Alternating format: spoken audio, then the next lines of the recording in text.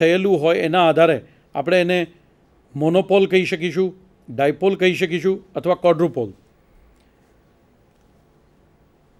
જ્યારે પણ આ બાબત નક્કી થઈ જાય કે એ મોનોપોલ છે, ડાયપોલ છે વગેરે, તો ત્યારબાદ એનો મેગ્નેટિક મોમેન્ટ આપણને મળી જાય અને એના આધારે the energy of this interaction is given by m.E, of course with a negative sign. From this fact, the quantum mechanical calculations can be made. અને એના આધારે આપણને the probabilities of transitions between different terms, વિવિધ કક્ષાઓને અનુસંધાને આપણને કઈ કક્ષામાં ટ્રાન્ઝિશન થશે જ એ બાબતની પ્રોબેબિલિટી, સંભાવના સહેલાઈથી મળી શકે.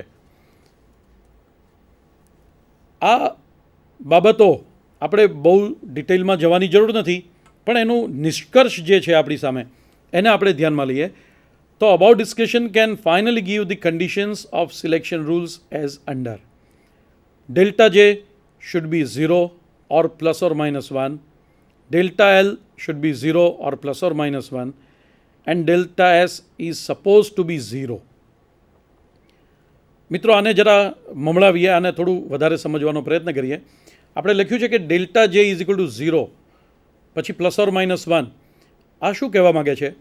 કોઈ એક કક્ષામાં જ્યારે ઇલેક્ટ્રોન છે ત્યારે એની પાસે રહેલ ટોટલ એંગ્યુલર મોમેન્ટમનું મૂલ્ય છે જે, આપણે એને J1 કહીએ.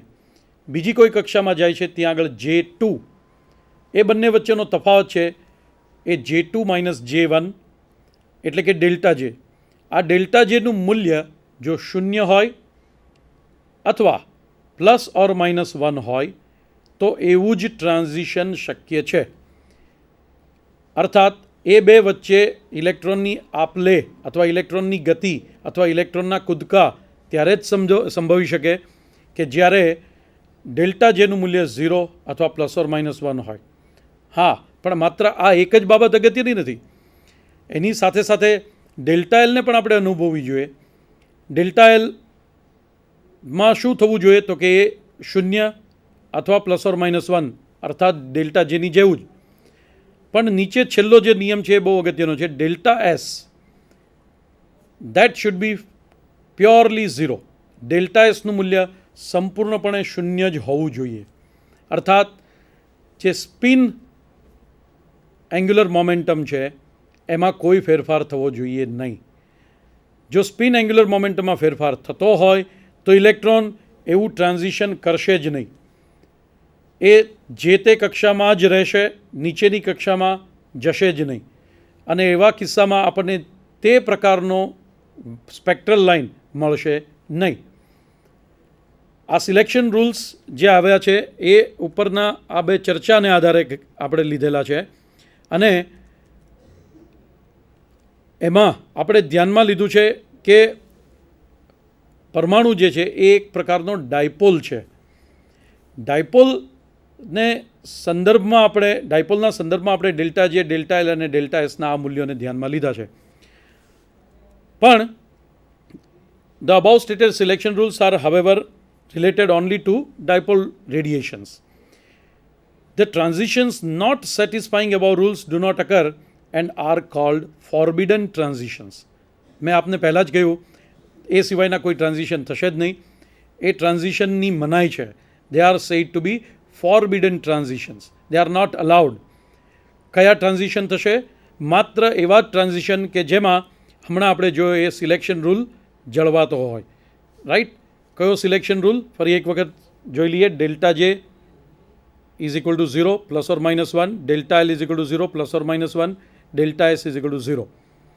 ડેલ્ટા જે, ડેલ્ટા એલ અને ડેલ્ટા એસ એ એંગ્યુલર મોમેન્ટ્સની અંદર થતા ફેરફારો છે અને એ ક્યાંથી આવ્યા એ આપણે સદિશ મોડેલ પરથી જોયું. અચ્છા, if the atom possesses the moment other than dipole. હવે માનો કે આપણે અત્યાર સુધીની જે વાત કરીએ એમાં તો આપણે ઇલેક્ટ્રોન અને એનું કન્ફિગરેશન એટલે એનું વિસ્તરણ, એનું ડિસ્ટ્રીબ્યુશન, પરમાણુની અંદર એનું ડિસ્ટ્રીબ્યુશન છે એ આપણે ડાયપોલ પ્રકારનું છે એવું લીધું છે. પણ એ સિવાય if the atom possesses the moment other than dipole, તો અધર દેન ડાયપોલ એ વળી કઈ પ્રકારના મોમેન્ટ્સ હોય એનામાં. હમણાં આપણે અગાઉ પણ જોઈ ગયા monopole, quadrupole or magnetic dipole. Then we can observe the faint lines. મિત્રો, આપણે બોહર મોડલની જે મર્યાદાઓની ચર્ચા કરી એ વખતે આ ફેઇન્ટ લાઇન્સને આપણે ધ્યાનમાં લીધી હતી કે ખૂબ નાની અને જેની તીવ્રતાઓ ખૂબ ઓછી છે એવી સ્પેક્ટ્રલ લાઇન્સ આપણને મળે છે, જે બોહર મોડેલ સમજાવી શકતું નહોતું. પણ એટમનું જે વેક્ટર મોડેલ છે એ આપણને બહુ સહેલાઈથી સમજાવી શકે છે. અને એટલા માટે such transitions have different set of selection rules.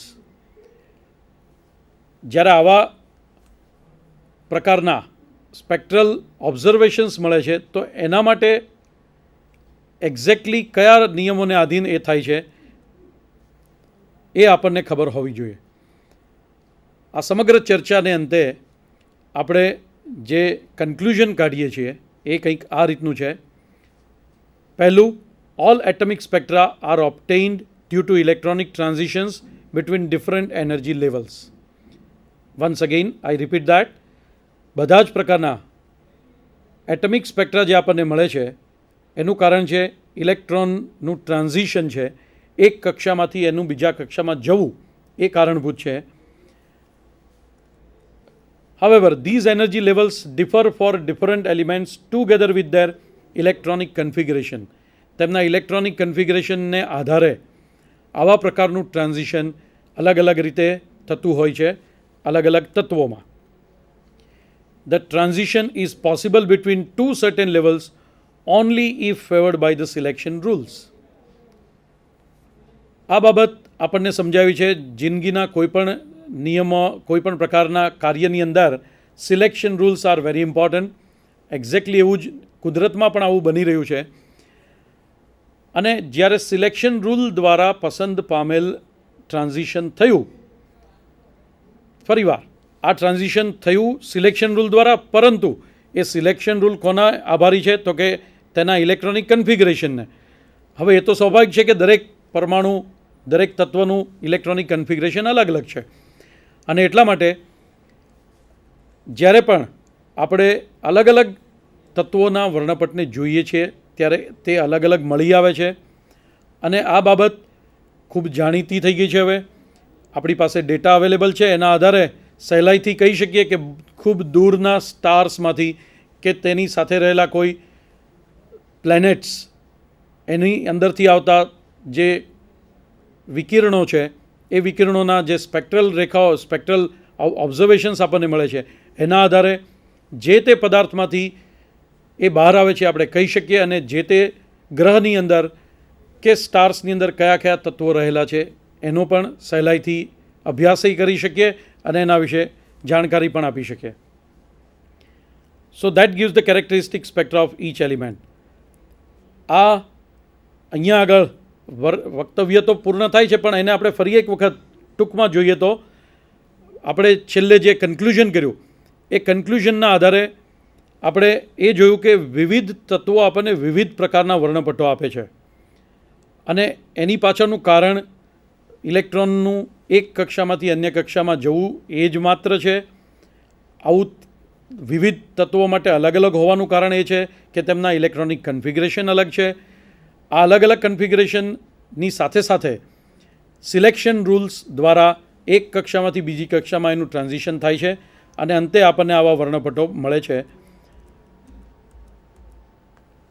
અહીંયા ફરી એક વખત આપણે lithium, sodium, potassium, rubidium, caesium, mercury, neon આ બધાના વર્ણપટો તમે જુઓ તો એના પરથી ખ્યાલ આવે છે કે આવા જ વર્ણપટ જ્યારે આપણને કોઈ દૂરના સ્ટાર્સ કે ગ્રહો કે એમાંથી મળતા હોય છે અને જો એ આપણી પાસે આ ઓલરેડી અવેલેબલ ડેટાની સાથે એને સરખાવીએ અને જો સરખા આવતા હોય તો આપણે સ્વાભાવિક રીતે અહીંયા બેઠા બેઠા કહી શકીએ કે ફલાણા સ્ટારની અંદર પોટેશિયમ રહેલું જ છે કે નથી જ રહેલું.